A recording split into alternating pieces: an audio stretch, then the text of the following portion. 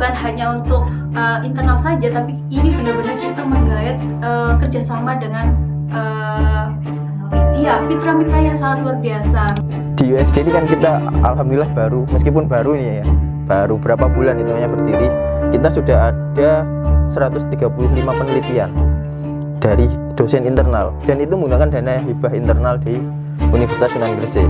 Karya tulis ilmiah yang dihasilkan nanti ya Mas dan Mbak ya.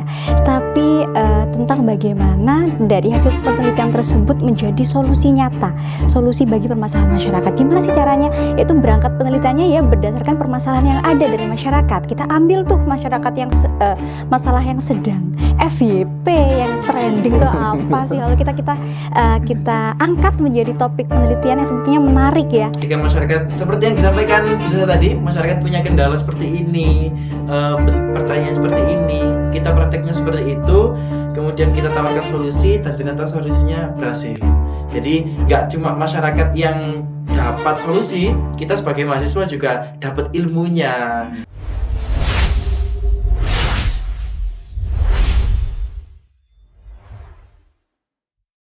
Assalamualaikum warahmatullahi wabarakatuh. Kembali lagi bersama kami di Puda USG Podcast Kampus Universitas Sunan Gresik. Oke Sobat USG, kembali bersama saya Muhammad Lutfi Alfian dari Universitas Sunan Gresik yang tentunya tidak capek untuk menemani kalian semua. Dan saya juga tidak sendiri karena saya akan ditemani oleh teman saya Dini Salafudina dari Universitas Sunan Gresik yang akan menemani Mas Al pada hari ini. Oke. Tentunya Mas Al, hari ini kita akan membahas spesial. Kali ini akan membahas tentang yang berkaitan dengan kampus. Apa itu? Apa tuh? Kok Apa itu? kelihatannya sangat menarik ya? Iya.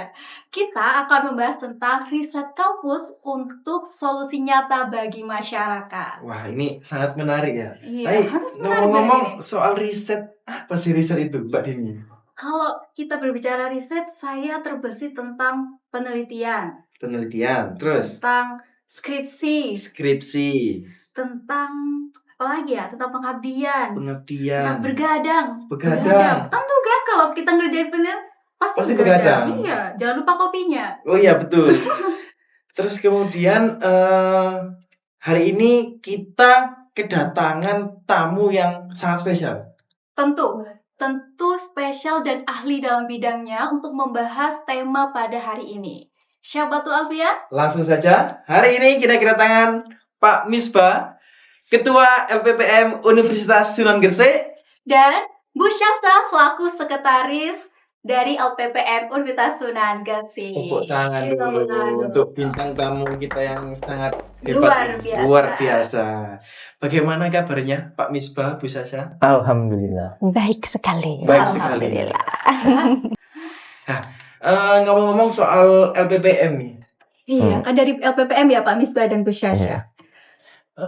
teman-teman kan kayaknya masih bertanya-tanya untuk mungkin calon mahasiswa ataupun mahasiswa baru, kira-kira LPPM itu apa sih? Nah, kalau LPPM apa? Kita bahas kepanjangannya dulu. mungkin. Ya, kita bahas Iya. kepanjangannya dulu. Lembaga penelitian pengabdian kepada masyarakat, seperti itu. Nah, kalau kita jabarkan lagi skup lebih luas adalah LPPM di universitas adalah sebagai lembaga yang mengatur ataupun mengakomodir semua kegiatan baik penelitian, pengabdian, kemudian juga ada beberapa hal yang terkait publikasi nantinya, semuanya diakomodir dan difokuskan atau dikoordinasikan semuanya di LPPM, seperti itu. Jadi semua yang mengatur itu LPPM universitas seperti itu, Pak ya. Nah, ini juga maksudnya baik nanti penelitian dari dosen ataupun mahasiswa, mungkin sebagai calon mahasiswa nanti, kemudian yang mau melaksanakan KKN juga di LPPM yang mengakomodir di situ. Oke, baik. Jadi membahas tentang penelitian, pengabdian ya yang ada di kampus ya, Pak Misbah. Nah, kalau untuk perannya sendiri Pak Misbah, peran LPPM di kampus itu seperti apa untuk masyarakat di kampus, baik itu untuk dosen, perannya bagaimana, dan untuk mahasiswa juga gimana? Oke. Kalau untuk peran LPPM, gini, sebagai contoh, untuk dosen Di USG ini kan kita alhamdulillah baru, meskipun baru nih ya, baru berapa bulan hitungannya berdiri, kita sudah ada 135 penelitian dari dosen internal, dan itu menggunakan dana hibah internal di Universitas Sunan Gresik gitu. Belum lagi kita yang kemarin juga sedang mendaftar, kita mengajukan proposal di Bima. Kemarin sekitar ada 100 proposal yang kita ajukan di Bima. Ini untuk kampus baru ini terhitung bagus lah. Sangat bagus ya, Pak. luar biasa ya. Karena kampus mendukung sekali ya dengan adanya penelitian di kampus. Sangat mendukung gitu. Karena peran utama dari penelitian itu kan gini. Seperti kata Prof. Brian yang sekarang digaungkan di Kemenristek-Dikti adalah berdampak gitu. Jadi gimana kita bisa memberikan dampak terhadap lingkungan ataupun masyarakat yang ada di lingkungan kita gitu. Nah, salah satu dampak yang bisa dihasilkan atau peran LPPM terutama yaitu adalah mengakomodir penelitian-penelitian dosen-dosen ini sehingga memiliki dampak terhadap masyarakat. Itu sebagai contoh ini di USG ini merupakan lokasi yang Strategis lah. ya strategis di wilayah utara, di mana demografi kebanyakan di sini adalah, kalau kita lihat sumber penghasilan ada dari pertanian, kemudian ada dari perikanan atau mungkin yang sering disebut tambak gitu, kemudian juga ada industri-industri mikro banyak, medium, makro juga apalagi gitu kan, didukung dengan adanya JP yang sekarang itu jadi pusat riset sangat menarik apalagi untuk daerah ini gitu. Nah, contoh kemarin ada beberapa dosen yang melakukan penelitian terkait perikanan, kita contoh perikanan gitu. Nah, di perikanan sekarang ini sedang kalau kita ngomong lesu bisa dikatakan seperti itu gitu kan. Karena memang sektor industrial kalah dengan sektor industrial yang makro gitu kan. Nah, di perikanan ini banyak inovasi yang bisa dikaitkan dengan dosen bahkan mahasiswa gitu. Karena gini, di USG bahkan di aturan Kemenristek-Dikti sekarang mahasiswa itu diwajibkan untuk mengikuti penelitian dan pengabdian, dan dosen pun diwajibkan untuk majak gitu. Jadi anggap aja contoh tadi ada berapa 135 penelitian. 130 penelitian. Dengan satu dosen atau satu judul itu wajib mengajak 2 atau 3 mahasiswa. Nah, tinggal dikalikan aja itu berarti berapa mahasiswa yang ikut di situ gitu, dan seberapa besar impactnya terhadap seluruh masyarakat gitu, seperti itu. Oke, jadi memang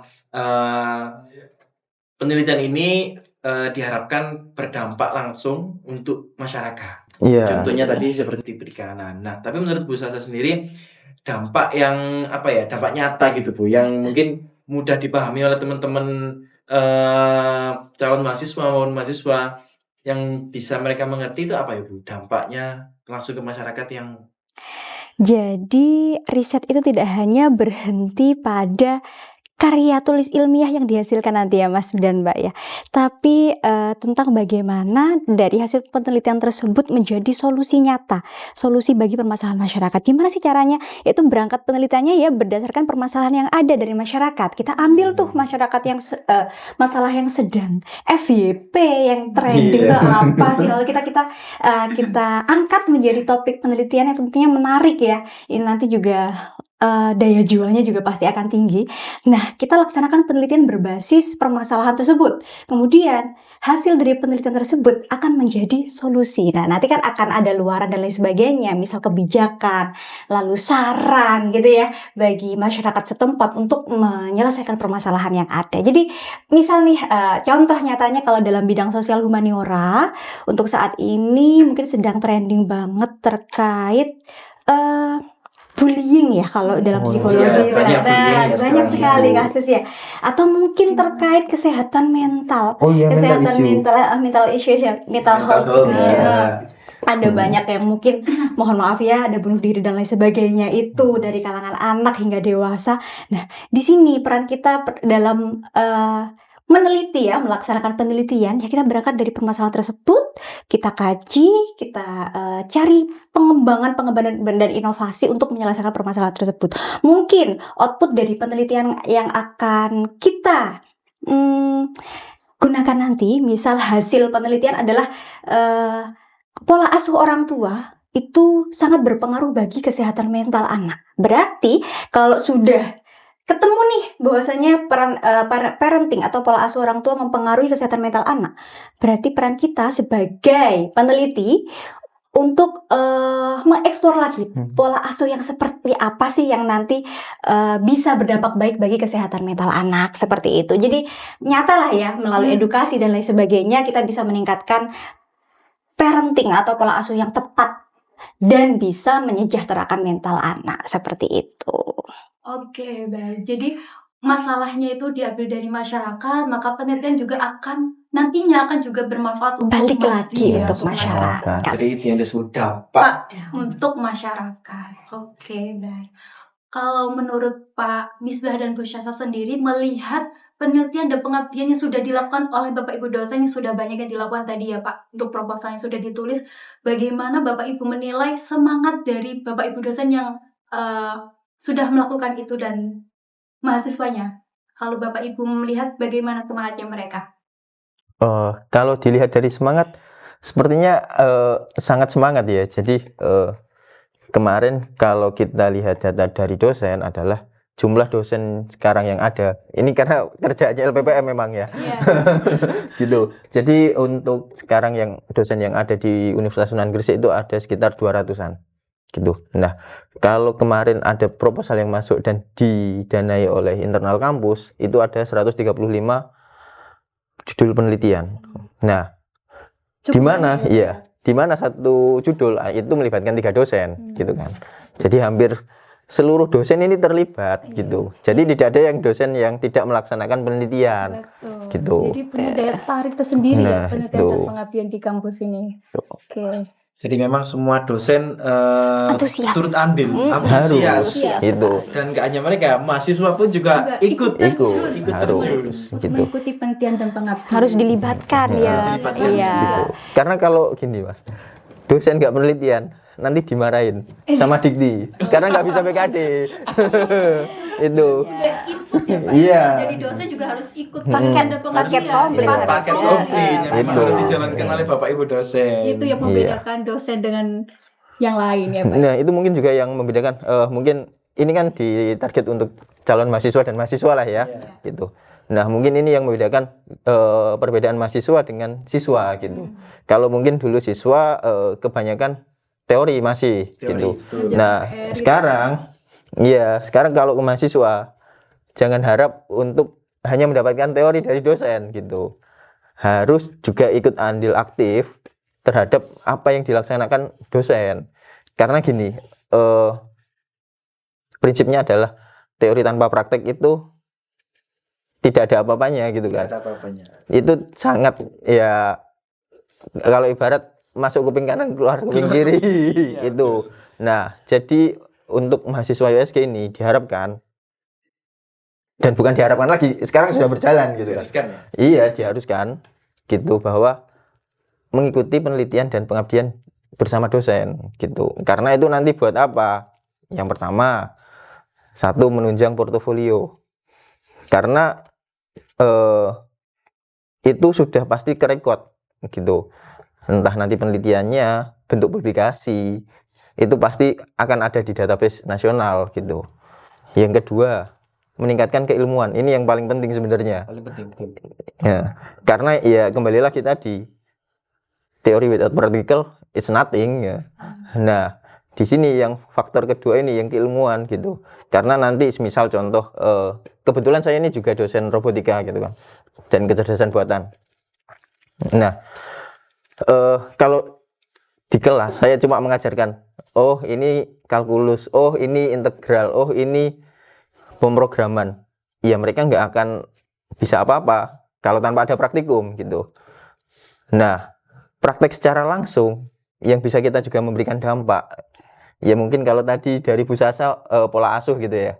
Nah, kita mungkin ada nggak sih kendala yang di masyarakat terkait Kalau saya sebenarnya core-nya di kontrol sistem ya, kayak kontrol gitu. Contoh paling sering ya mungkin tadi contoh di pertanian gitu. Pertanian Indonesia ini kan tergolong tertinggal ya. Apalagi kalau kita lihat nah Tradisional. Jepang, Ya, ya. jangankan Jepang deh, kita yang masih satu Asia Tenggara Sekelas sama Asia aja, Thailand, Thailand, nah sudah tertinggal. itu. Nah mungkin yang bisa kita lakukan, ini ada contoh penelitian dari dosen. Jadi dia mengembangkan drone otomatis untuk penyiraman pestisida. Iya. Itu di situ. Nah itu juga pasti melibatkan mahasiswa. Nah jadi mahasiswa juga bisa tahu, oh gimana cara ngontrol drone itu, bagaimana cara timing, gimana cara scheduling. Nah itu diterapkan di situ. Mahasiswa dapat ilmunya, dapat portofolio, dapat publikasi. Nah itu mahasiswa juga harus ikut andil nih dalam penelitian. Dosen juga harus mengajak aktif gitu. Jangan dibuat pusing sendiri. Gitu. Kalau contoh ini Mas Al dulu. Ya. Sebentar, ini manggil Mas Al. Gak apa-apa dong. Gak apa-apa dong. Ini apanya Mas L atau Mas Dul? Ya saudara kandung. Saudara kandung dong. Oke. Dulu jadi mahasiswa ikut penelitian nggak Mas? Ikut penelitian dosen. Kebetulan saya jurusan pertanian. Oke, nah ini cocok nanti berarti sama yang dibahas. Cocok. Gitu. Dulu ngambil judul apa Mas? Kalau judul dulu saya itu tentang inventarisasi hama dan penyakit pada tanaman bawang merah. Jadi di situ ada penelitian dosen, ada demplot di suatu lahan, di lahannya masyarakat juga. Jadi di situ apa ya, ketika masyarakat seperti yang disampaikan Bu Sasa tadi, masyarakat punya kendala seperti ini, pertanyaan seperti ini, kita prakteknya seperti itu, kemudian kita tawarkan solusi dan ternyata solusinya berhasil. Jadi nggak cuma masyarakat yang dapat solusi, kita sebagai mahasiswa juga dapat ilmunya, ilmu teori, ilmu praktek, pengalaman. Jadi memang sangat penting bagi mahasiswa untuk ikut penelitian. Nah, itu yang sekarang di USG yang salah satu hal yang paling penting didorong di situ. Jadi terlepas dari penelitian, dari pembelajaran pendidikan yang kita formal di kelas, nah kita juga memberikan input lagi nih, penelitian dan pengabdian gitu. Sehingga mahasiswa juga seperti yang dikatakan, mungkin pengalamannya Mas Al nih yang bisa dijadikan contoh untuk teman-teman lain juga. Ya sebenarnya kita juga semuanya hampir sama. Pasti ikut penelitian dari dosen gitu, dan itu benefitnya sangat banyak gitu. Jadi jangan ragu, dekati dosen, cari topik. Nah itu.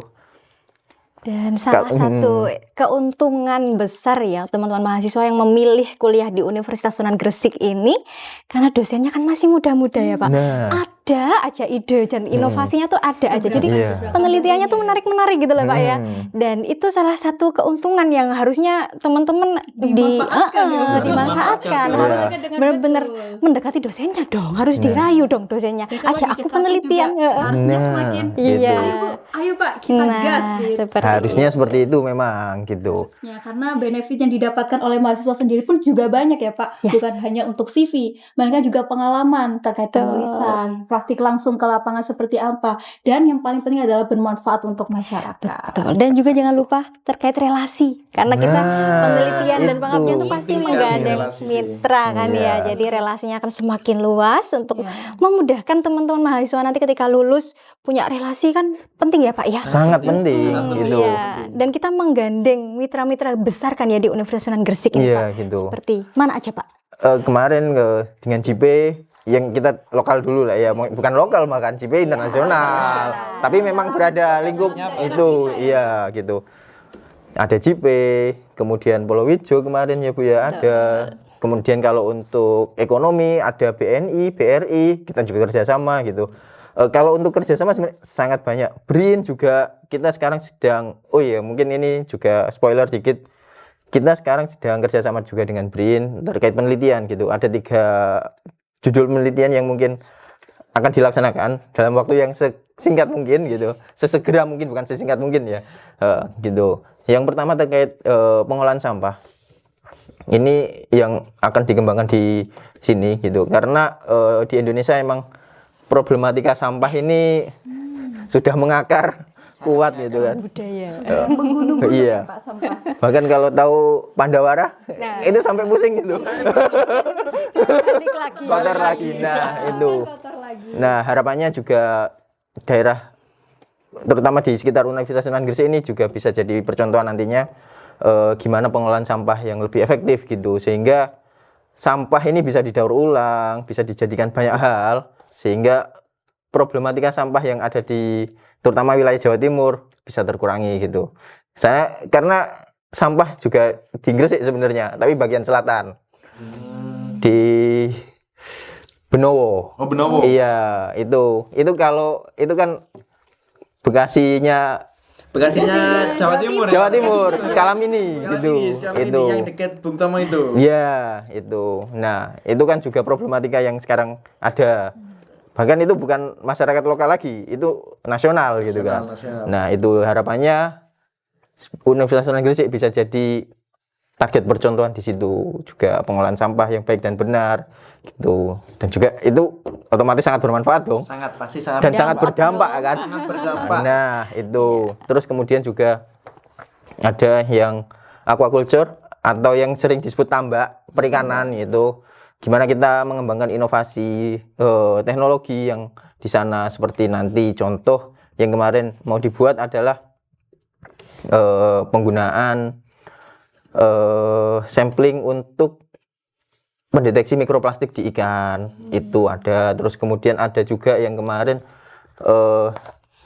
sensor air untuk kualitas kadar air di tambak gitu, karena kalau airnya jelek ikannya yang berkurang gitu. Nah, terus kemudian yang ketiga ini adalah EBT atau mungkin energi baru terbarukan. Sekarang istilahnya itu bukan energi terbarukan lagi, tapi sudah baru terbarukan lagi. Baru terbarukan lagi. Nah, yang akan dibuat adalah integrasi antar EBT yang ada gitu. Sekarang kalau EBT banyaklah, ada PLTS, tenaga surya, PLTB, Bayu, angin, kemudian ada PLTA atau mikrohidro, itu juga banyak. Nah, ini yang akan kita coba integrasikan gitu. Yang sehingga nanti wilayah utara ini, Gresik Utara, juga punya pembangkit sendiri gitu nantinya, harapannya ya seperti itu. Gitu. Jadi banyak riset-riset yang akan dikembangkan. Sangat banyak gitu. Tapi kalau untuk saat ini riset yang sudah dijalankan itu kira-kira apa aja, Bu? Saat ini masih proses itu ya Pak ya, Iya, yang di gini. pendanaan internal dan Tapi memang sekarang ya ada kan gini, dari dosen-dosen juga ada yang sudah running dulu sebenarnya. Terlepas sekarang pengajuan proposal ada beberapa yang memang running gitu, ada yang konsisten di situ gitu. Kayak contoh di TRPPU ada penelitian itu otomotif itu juga masih jalan. Bahkan sekarang tembus Scopus juga beliau gitu. Dari Pak Atta itu ada gitu. Jadi masih berlanjut, semuanya berlanjut gitu. Nggak ada penelitian yang benar-benar berhenti, itu nggak ada. Semuanya berlanjut. Kalau kita lihat ya Mas Al ya, dari ide-ide yang sudah disebutkan tadi itu ide-idenya sangat cemerlang, brilian gitu ya. Apalagi Sangat juga biasa. menggait sampai dilirik oleh BRIN loh Mas Al. Itu keren suatu hal sekali, yang itu keren luar sekali. biasa, dan nggak semua kampus baru bisa seperti itu ya Pak. Betul. Meskipun kampus baru tapi langsung melesat. Melesat seperti slogannya melesat kokoh Melesat mendunia. Bukan hanya untuk internal saja, tapi ini benar-benar kita menggait kerjasama dengan ya eksternal mitra-mitra luar mitra-mitra yang biasa. sangat luar biasa dari daerah Gresik dan di luar Gresik juga ada ya Pak ya. Dan jadi ini harusnya menjadi semangat untuk mahasiswa ya Bu, untuk kuliah di Universitas Sunan Gresik. Karena mitra-mitranya bukan kaleng-kaleng lagi, tapi benar-benar PT yang besar. mulai dari nasional ya Iya. sampai internasional. Itu harusnya jadi apa ya, Pemicu. dorongan dan gebrakan untuk para mahasiswa untuk semangat berkuliah di USG. Nah, kemudian ketika kita membahas terkait LPPM nih Pak, di dalamnya itu ada yang namanya apa ya, yang kita tertarik itu LSP ya Mas LSP, ya? betul. Oh ya. Sertifikasi profesi. Nah, Sampai itu lupa bisa bahkan. diceritain Gini. gimana LSP itu bisa kenapa ya, bisa menjadi salah satu lembaga unggulan di USG Pak. Oke, mungkin dari Bu Sasa ya. Bu Sasha, silakan. Jadi di LPPM juga membawa yang namanya LSP, Lembaga Sertifikasi Profesi. Yang mana ini programnya juga diperuntukkan bagi mahasiswa, di mana mahasiswa USG nantinya wajib untuk melakukan atau mengikuti sertifikasi profesi ini sesuai dengan bidangnya masing-masing. Jadi ketika nanti mahasiswa lulus, itu mereka sudah dibekali dengan sertifikasi keahlian tertentu. Jadi ketika mau masuk perusahaan, misalnya ya, apply pekerjaan di perusahaan tertentu, jadi tidak ditolak dari satpam ataupun HRD gitu ya, karena mereka sudah berbekal, tidak hanya berbekal ijazah, tidak hanya berbekal nilai transkrip yang mungkin ya dalam bentuk angka saja, tapi juga sudah dibekali dengan skill yang tersertifikasi, dan itu pasti lebih menjual gitu ya, lebih menjanjikan. Dan ini juga lembaga yang benar-benar luar biasa sekali untuk sekelas kampus yang masih baru berdiri tapi langsung mempunyai lembaga sertifikasi profesi. Itu kan gebrakan banget gitu ya. Monggo Pak Misbah mau melanjutkan. Ya kayaknya sudah dijelaskan semua ya gitu. Tapi mungkin menambahkan ya, dari ini kan pesannya Pak Rektor sebenarnya, bahwa setiap mahasiswa yang lulus nanti dibekali minimal, atau mungkin bahasa sekarang at least cetas ya, itu. Nah, minimal 2 sertifikasi profesi seperti itu. Nah, jadi bayangkan aja, lulus dari USG ya harusnya sudah siap kerja gitu. Jadi bukan alasan lagi untuk CV ini masuk ke spam. Kalau sekarang ke spam Bu sepertinya, bukan ke satpam lagi, ke spam gitu. Atau mungkin mahasiswanya yang dihubungi dari perusahaan, harapannya seperti itu gitu.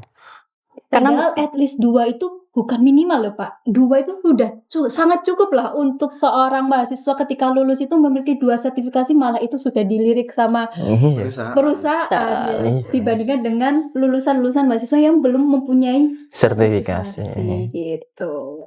Ditambah lagi nilai jualnya adalah ketika tadi ikut penelitian atau pengabdian dosen, mereka sudah kenal atau punya relasi di perusahaan tersebut, ditambah lagi punya sertifikasi profesi tertentu, wah langsung lah jalan tol ya. Iya. Sudah fast Itu track bisa gitu. dimasukkan di LinkedIn itu semuanya itu. Nah, tinggal ganti hijau, open to work. Gitu. Jadi memang sangat menunjang bagi lulusan nanti Bu ya, Betul. untuk mencari pekerjaan tentunya. Iya, paket komplit ya Mas. Paket komplit. Profil lulusan USG nanti tidak kaleng-kaleng. Tidak kaleng-kaleng. Semoga iya. Amin. Sesuai dengan slogannya ya, melesat nggak cuma kampusnya tapi juga lulusannya. Keren sekali. Ternyata pembahasan kita sangat seru sekali ya, dan Seru sekali. bisa memberikan insight lah untuk mahasiswa baru maupun juga calon mahasiswa baru yang ingin bergabung di Universitas Sunan Gresik, bahwa di kampus di sini juga mendorong penelitian, pengabdian, dan juga memiliki sertifikasi profesi bagi yang akan lulus di US seperti itu. Jadi untuk teman-teman sudah bisa dipahami apa itu LPPM, apa yang ada di dalamnya, dan apa yang akan kalian dapatkan setelah lulus dari USG. Jadi kami rasa nggak perlu diragukan lagi ya, kenapa kok harus memilih Universitas Sunan Gresik sebagai kampus pilihan terbaik. Dan teman-teman jangan lupa, pendaftaran untuk gelombang 2 sekarang dibuka mulai tanggal 3 Februari sampai tanggal 31 Maret. Untuk linknya nanti ada di deskripsi di ppmb.ac.usg.ac.id. Kita tunggu kalian menjadi keluarga besar Universitas Sunan Gresik. Dan jangan lupa podcast hari ini juga akan tayang setiap hari Rabu dan Sabtu jam 4 jam sore. 4 sore di official Universitas Sunan Gresik. Jangan lupa like, comment, and share. Dan jangan lupa subscribe Oh agar iya, jangan tidak lupa ketinggalan ya, subscribe. agar Iya, tidak ketinggalan. ketinggalan video-video selanjutnya. Dan untuk Pak Misbah, Bu Sasa, terima kasih untuk kesempatan yang luar biasa hari ini sudah menyempatkan untuk datang dan berbagi pengalaman serta ilmu tentang dunia penelitian di kampus. Oke. Oh iya, mungkin yang terakhir, kalau tadi jangan lupa subscribe ya. Mungkin di LPPM juga punya gini. Banyak kegiatan. Monggo Bu Sasa. Gitu. Kita juga punya medsos. Nah, itu. Bisa Boleh, iya. apa Pak medsosnya Pak? Kita ada Instagram juga ya, LPPM USG, nanti bisa di search, di follow ya, jangan lupa di follow. Kita juga ada banyak sekali kegiatan yang kita share di medsos tersebut. Ada mungkin juga ada jurnal-jurnal yang barusan kita terbitkan. Lalu juga ada berbagai kunjungan ke beberapa lembaga-lembaga yang tentunya menunjang kemajuan LPPM USG. Lalu juga nantinya akan ada webinar-webinar berseries gitu ya, yang tentunya ini menarik sekali untuk diikuti teman-teman karena bisa menambah SKP kalian untuk bisa lulus dari USG begitu. Apalagi Pak Misbah? Simpel Mas juga jangan lupa Bu. Oh jangan lupa juga, Iya. kita juga ada program Simpel Mas ini ya yang masih berlanjut terus. Ada 135 penelitian dan 117 pengabdian yang ini juga akan memasuki bulan-bulan monitoring dan evaluasi seperti itu. Dan yang setelah itu juga ada program KKN juga ya Bu? Betul juga ya, Nah, tadi itu. belum kita singgung ya Pak ya. Iya, Jadi di LPPM USG insya Allah kita akan segera launching untuk teman-teman mahasiswa nanti di semester 5 atau 6 Pak, antara 5 atau 6 itu ya. Jadi akan ada 3 skema KKN. Yang pertama ada KKN Back to Village, yaitu program KKN ini diperuntukkan teman-teman yang ingin kembali ke desa masing-masing untuk berdampak mengabdi ke desanya masing-masing seperti itu. Lalu juga akan ada KKN internasional yang tentunya ini nanti juga akan ada sistem seleksi yang ketat ya bagi teman-teman yang memenuhi persyaratan tersebut bisa mengikuti program KKN internasional ini. Dan yang terakhir ada program KKN BBM, berdampak bagi masyarakat. Wah, ini nanti harus stay tune ya, harus tetap diikuti terus medsos di LPPM USG karena akan ada banyak sekali informasi menarik baik untuk mahasiswa maupun dosen-dosen USG. Seperti itu. Oh, Gitu. keren sekali ya. Oke. Ternyata kegiatan-kegiatan yang akan launching juga banyak ya Mas. Sangat Jadi banyak jangan sekali. sampai sobat muda ketinggalan ya. Jadi jangan lupa follow LPPM USG. Dan jangan lupa follow PPMB USG dan juga official Universitas Sunan Gresik. Mungkin cukup sekian podcast dalam kampus Universitas Sunan Gresik hari ini. Saya Muhammad Ufafian. Dan saya Dini Salafabdina. Sekian dan terima kasih. Wassalamualaikum warahmatullahi wabarakatuh. See you.